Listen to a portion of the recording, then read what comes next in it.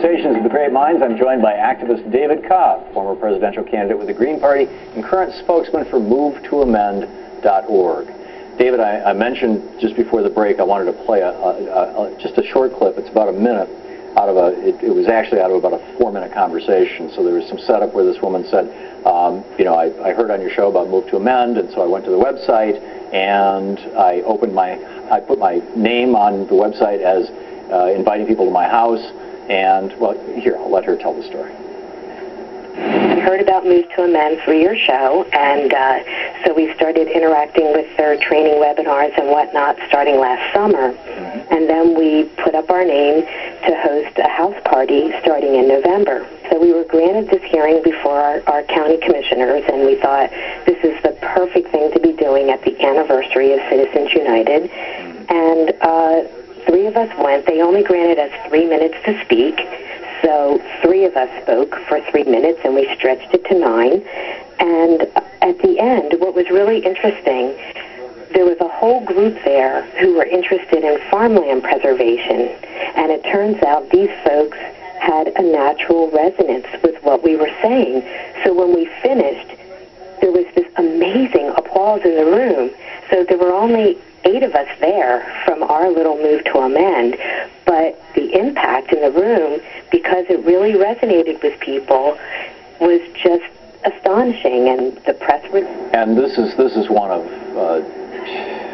I can't tell you how many people have called and said things like this, and this is one of the more really articulate and short ones, so I could share it with you. How did Move to Amend come about? I know this is not your baby entirely, but it's in some ways. I was an active participant in helping to bring it together. One of the birthers. Right, a midwife, if you will. But I want to be clear, Tom. What you know, you and I have known each other for over a decade now, and doing this work around educating and trying to inspire people to actually take the idea of a democratic republic seriously, and really challenging the idea that a corporation can claim constitutional rights. Well, various organizations have been inspired by you, worked with you, collaborated with others, and collaborated together. When I saw the Citizens United case in the lower courts and coming up, I said, this Roberts court is going to do something very bad with that. So let's use this as an opportunity. So about 4 months before the decision came down, a group of us met in Northern California and said, now is the time. We've done enough educating. We've got enough infrastructure in place. Let's actually take our individual organizations and form a coalition. And I'm so proud to tell you, Tom, that Move to Amend is a functioning coalition. It's multiracial. It's multi-ethnic. It is ordinary individuals and groups and organizations who are singularly committed to the idea of amending the Constitution to abolish all corporate constitutional rights and to establish that money is not speech. All corporate constitutional rights all corporate constitutional rights. Yeah. Exactly. Quite right. Yeah. But I think it's important because we are very explicit and clear. We don't think nonprofits should have constitutional rights either, because those are creatures of the state as well. Yes. Human beings have inherent inalienable rights as individuals. And what we found is that our approach is resonating with people. That wonderful segment you played, I hope that I will get a chance to actually speak with her in person, because it genuinely both warms my heart, but also validates our approach to invest energy and time in local grassroots organizing. We intentionally did not come to Washington, D.C. from the jump. We spent the last 2 years organizing in our local communities where we live, work, and play. I travel the country giving workshops and seminars and helping people form Move to Amend affiliates. And I will say to viewers of The Big Picture, please go to that website and let's bring a Move to Amend organizer to your community so that we can replicate what we're doing all across this country. Yeah, well, you're doing it. You said you started out as a coalition of organizations. Who are the organizations? Well, originally it was the Alliance for Democracy, the Liberty Tree Foundation, Democracy Unlimited, Reclaim Democracy, the Independent Progressive Politics Network, Progressive Democrats of America. I mean, we had really a great grouping of folks who had a history of actually working together. I'm very proud to say that the Coffee Party USA has recently joined. So the coalition is growing. We had about 8 to begin with. We're over 250 organizations.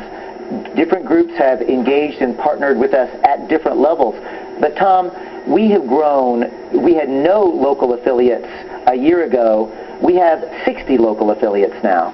We have helped to pass city council resolutions in probably 70 communities across the country. But even deeper than that, 4 communities, Madison, Wisconsin, Boulder, Colorado, Missoula, Montana, Dane County in Wisconsin, have actually used the ballot box to demand a constitutional amendment to abolish corporate personhood and establish that money is not speech. And I do want to be clear that Occupy the Court's action of today, January 20th, was the springboard. It's the launch.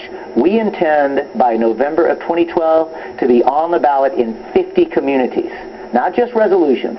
We want the people of the United States of America to speak their own mind and to instruct their elected representatives that they need to support and introduce amendment language to abolish corporate personhood and establish money is not speech. Now, you said not just resolutions. What do you mean by that? Well, a resolution can be a powerful expression, right? And politically, it's a very good thing. The Declaration of Independence is a resolution in one respect. But the point I'm making is... a resolution is legally basically a statement as opposed to a law. Or, a binding law. Yes. So the distinction we're making is that there are either resolutions that come out of city councils or county executives, or there's binding law. There's also something in between, which is where you can put on the ballot a non-binding advisory opinion, but it comes from the people. So in those 4 communities that I've just described, Tom, they actually put it on the ballot so the people were able to vote, not just city council members. And here's the kicker. We have won those by 74, 75, 78, and 82% of the vote. Wow. This has legs like nothing else I've ever worked on. Yeah. There's a movement growing in this country, Tom. It's getting larger, stronger, and better organized every day.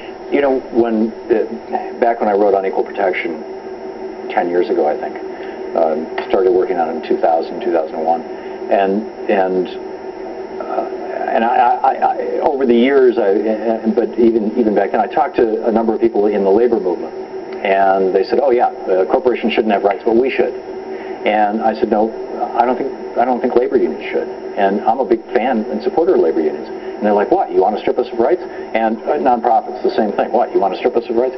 And my take has always been that a labor union is a democratic institution. It's democracy in the workplace.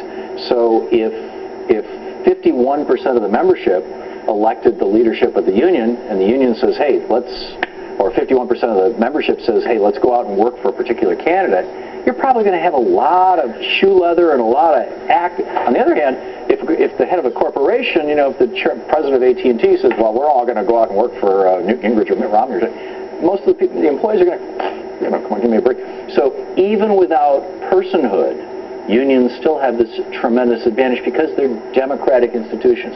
And nonprofit organizations also, I think, have an advantage because they tend to be more horizontal in their functioning.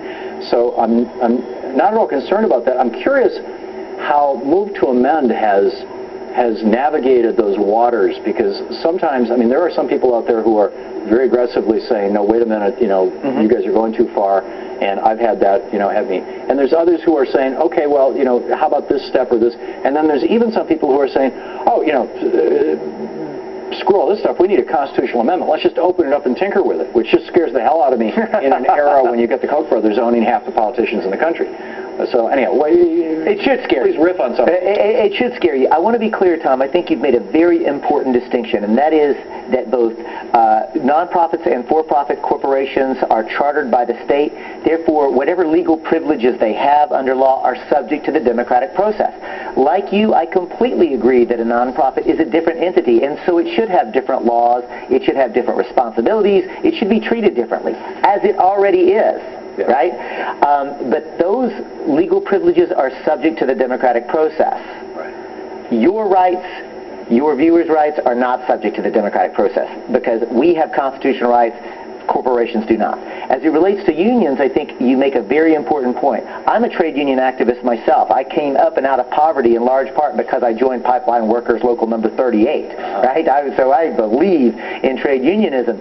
And the power of unions and collective action is profound. And the courts have rarely actually treated unions as, quote, corporations with any rights at all anyway.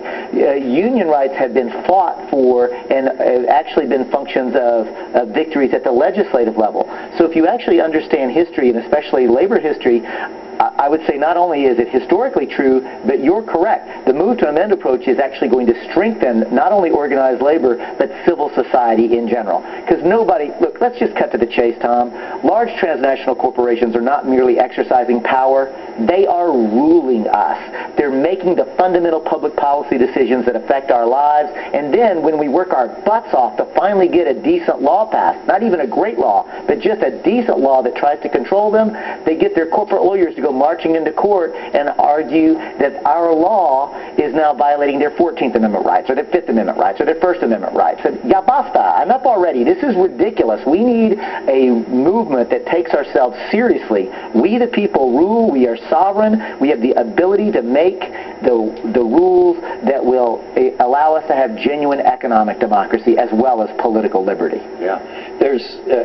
I've noticed that there are other groups springing up that have gotten this religion. Yes. And some of them are kind of taking themselves very seriously, like, I, Claudius, this is our group, we're the ones. And others are a little more collaborative.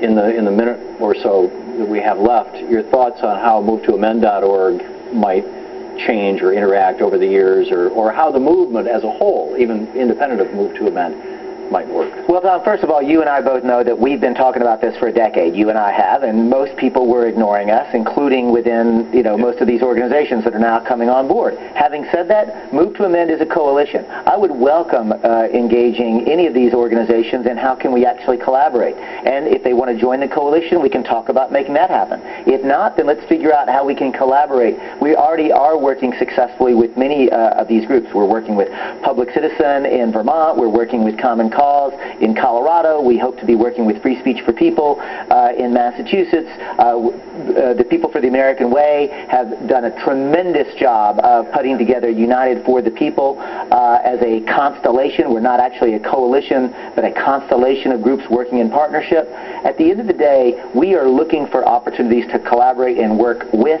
any of these groups, but most importantly, we're interested in working with people on the ground. And so I'm going to encourage your viewers once again that the way to get involved, go to that website, movetoamend.org, sign up, and let's replicate that phenomenal story that we heard from Harrisburg. David Cobb, thank you so much. Thank you so much. That was brilliant.